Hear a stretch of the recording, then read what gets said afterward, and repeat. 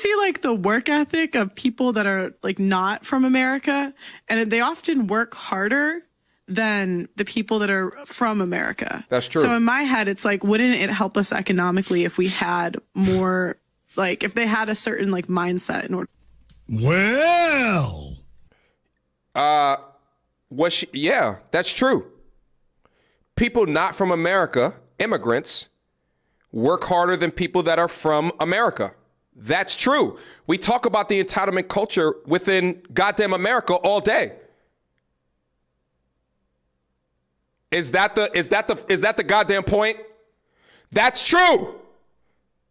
That's true. We talk about the entitlement within culture today. We talk about the modern women lazy bullshit. We talk about the men being lazy as fuck and being losers. We talk about that shit all day. And then the immigrants come in and take your fucking jobs.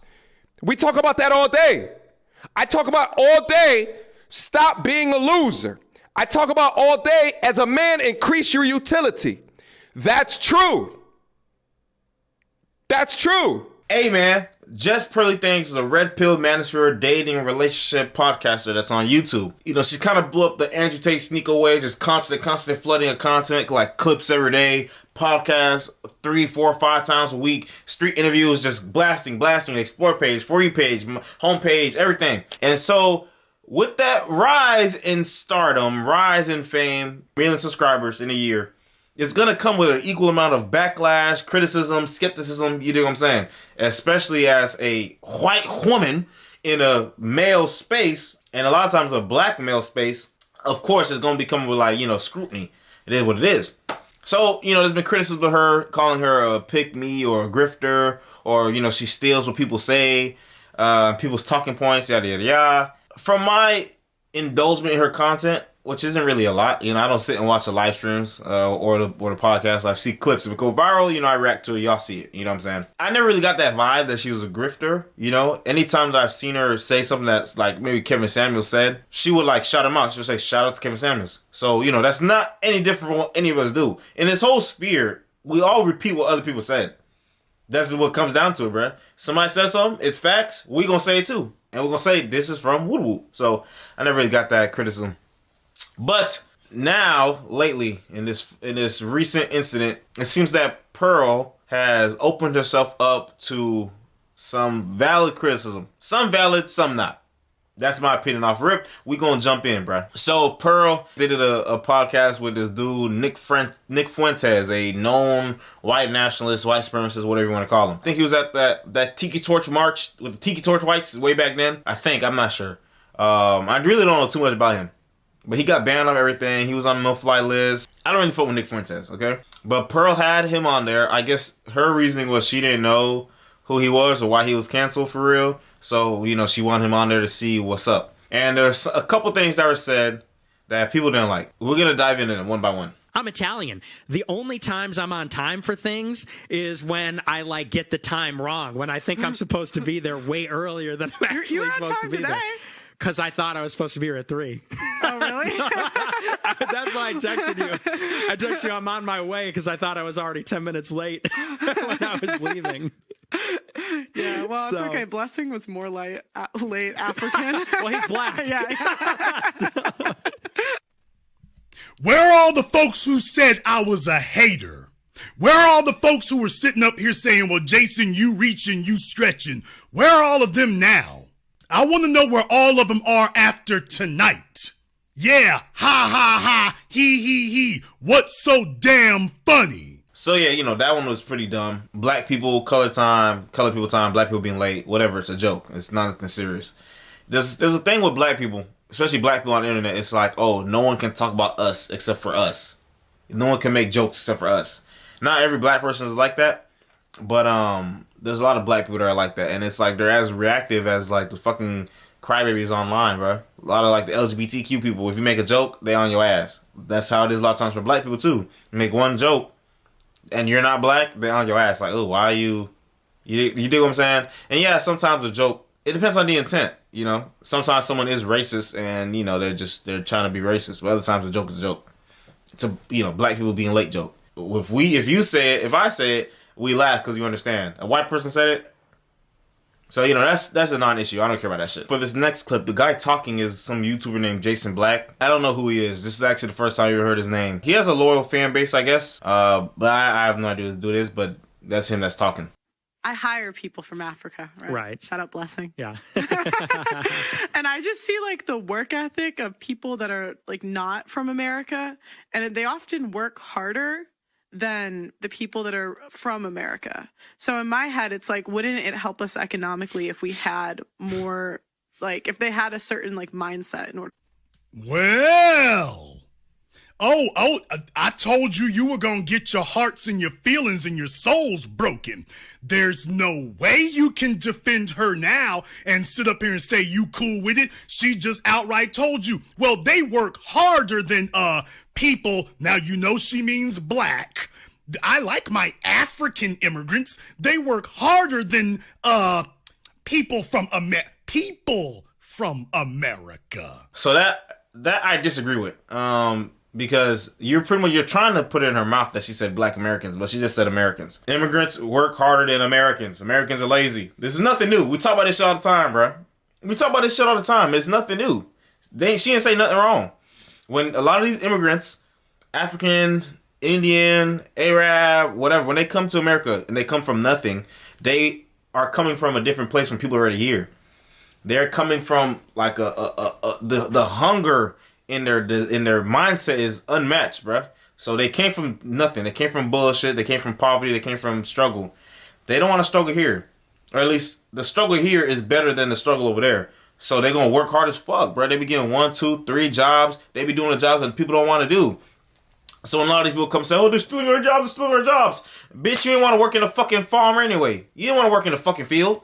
You know what I'm saying? You didn't want to do the jobs that these people are doing. So it is what it is. There's a lot of talk of like, you know, anti-immigration in America and stuff like that. And for a lot of it, I understand some of the opinions, right?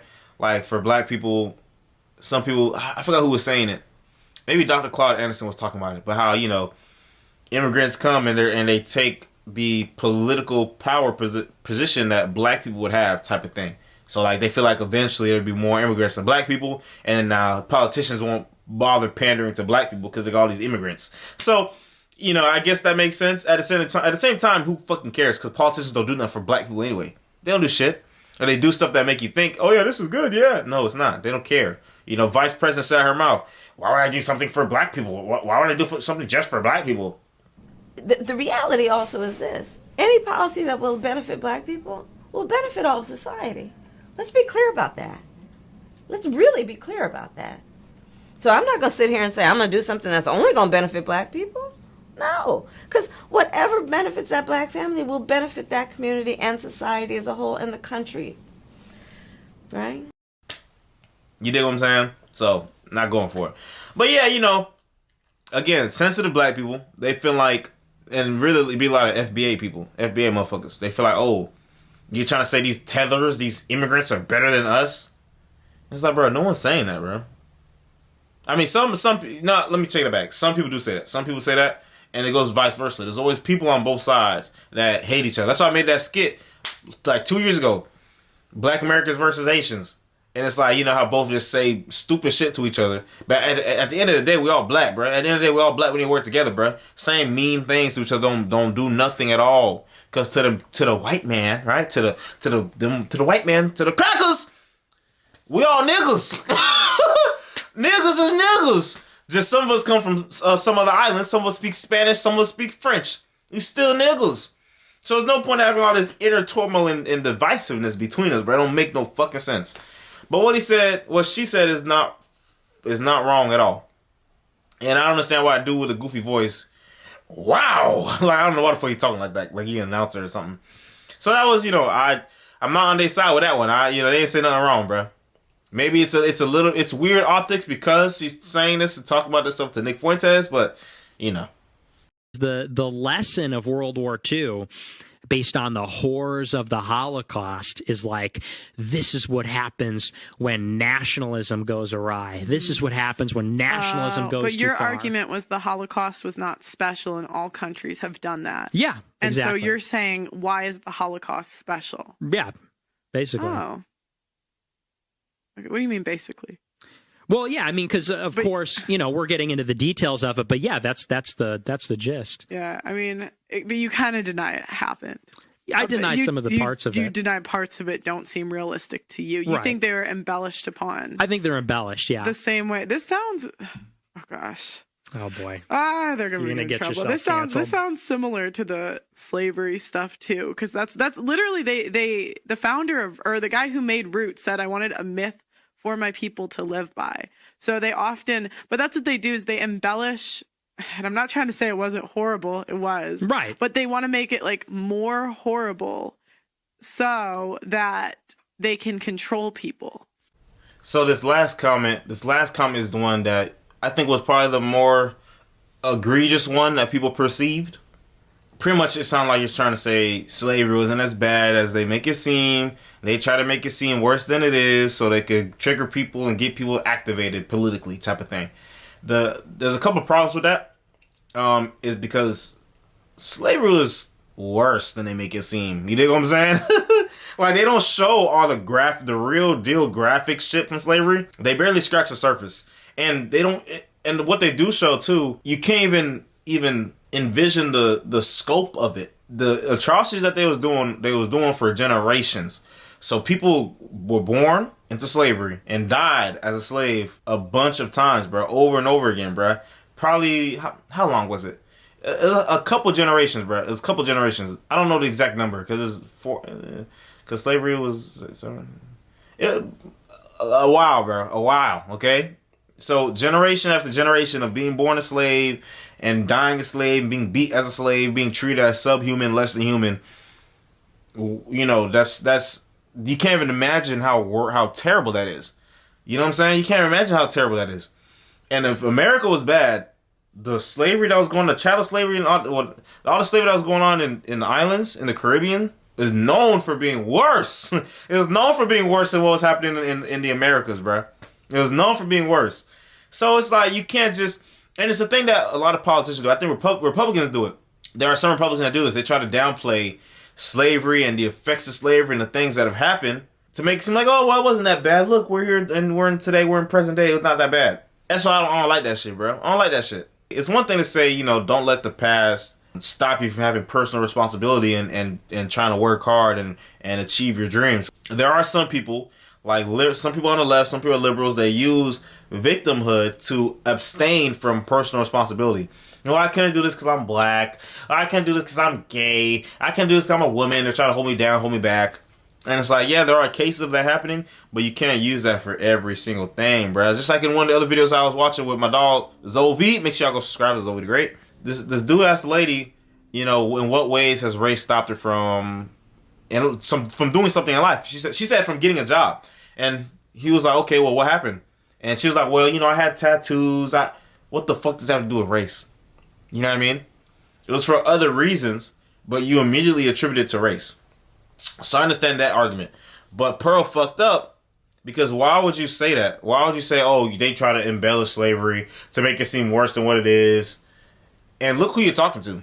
You're talking to Nick Fuentes, who is racist. He's racist, dude. There's a racist dude. I'm not racist. Yes, you are. Yes, you are, Nick. Yeah, I am a little bit racist. I know. But listen, it's not because I hate people. I love people. It's just race is real. Race is real. Race is a part of us. So, hey, it is what it is. And the Italians, we do not claim you. Oh, hey, the Italians don't claim you. You're the one dating a black guy. The Italians don't claim me. They don't claim you.